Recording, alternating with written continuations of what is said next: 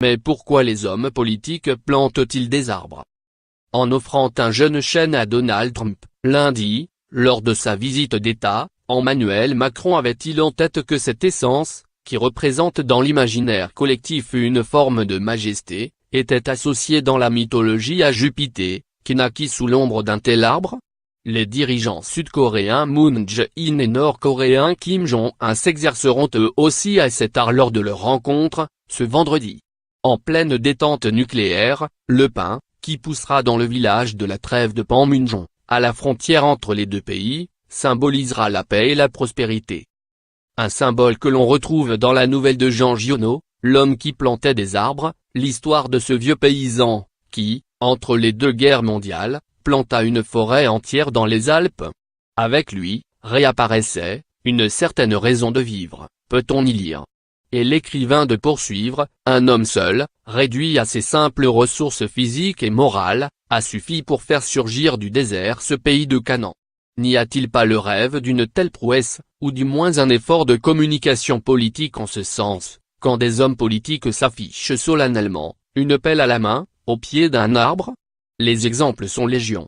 Il y a d'abord les premiers ministres qui, traditionnellement, plantent chacun un arbre dans le jardin de Matignon. Le seul qui ne se soit pas plié à cette tradition fut Jacques Chirac. Mais l'ancien président de la République se fit jardinier en d'autres circonstances, comme en 1993 sur l'île Saint-Louis à Paris, avec le Premier ministre libanais, Rafik Hariri. Geste très symbolique puisqu'il s'agissait d'un cèdre, l'emblème du Liban, tout juste sorti de la guerre civile.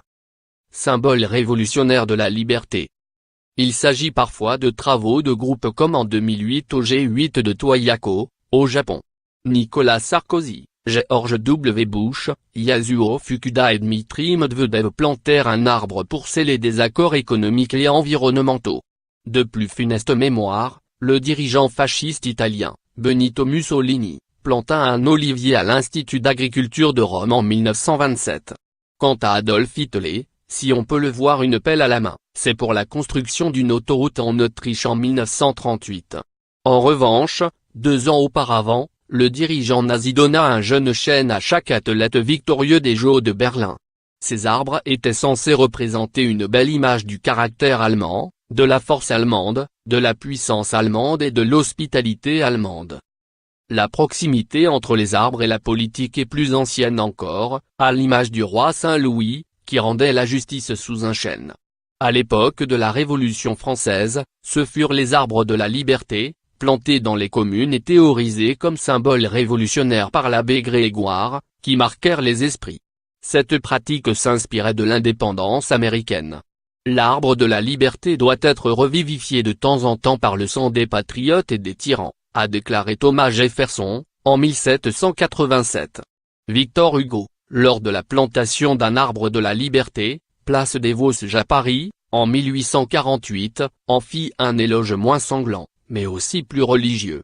C'est un beau et vrai symbole pour la liberté qu'un arbre. La liberté a ses racines dans le cœur du peuple, comme l'arbre dans le cœur de la terre, comme l'arbre elle élève et déploie ses rameaux dans le ciel, comme l'arbre, elle grandit sans cesse et couvre les générations de son ombre. Le premier arbre de la liberté a été planté, il y a 1800 ans, par Dieu même sur le Golgotha. Le premier arbre de la liberté, c'est cette croix sur laquelle Jésus-Christ s'est offert en sacrifice pour la liberté, l'égalité et la fraternité du genre humain, déclarait l'écrivain, en référence à la passion du Christ. Une verticalité source d'autorité. Pourquoi l'arbre est-il si symbolique? Il est le symbole par excellence, le modèle de tout symbole, explique dans la revue Le Débat le philosophe Robert Dumas, auteur d'un traité de l'arbre.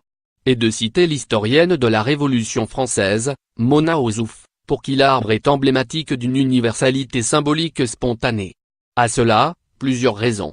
Il y a d'abord la croissance de l'arbre, lente, et sa vie, qui excède celle des hommes. Il est possible de trouver un chêne qui a connu Napoléon, un olivier dont les premières olives ont été cueillies par les Gallo-Romains. Inversement, l'arbre planté aujourd'hui vivra, a priori, plus d'un quinquennat. Il représente naturellement par sa croissance, une aspiration à l'avenir. L'arbre s'élance sans crainte à la conquête du ciel, mais avec lenteur, analyse Robert Dumas. Ainsi, le dirigeant, avec sa pelle, peut inscrire sa politique dans la durée. L'arbre donne l'image de la force tranquille, écrit le philosophe. Un autre élément de l'arbre, sa verticalité, plaît particulièrement aux politiques.